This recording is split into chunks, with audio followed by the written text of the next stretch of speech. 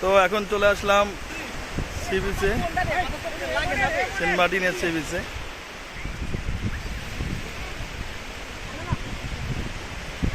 কি বলবো,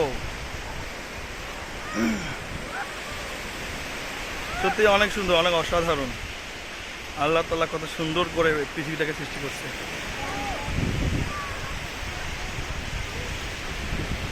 নীল পানি সমুদ্রের, সত্যি অ্যামেজিং। তো এখন আমি সি বিচের পাশে হাঁটতেছি। এখনও সি বিচে মানে পানিতে এখনও নামা হয়নি। ফ্রেন্ডদের সাথে একটু মজা মাস্তি করবো, সমুদ্র পানিতে ভিজবো।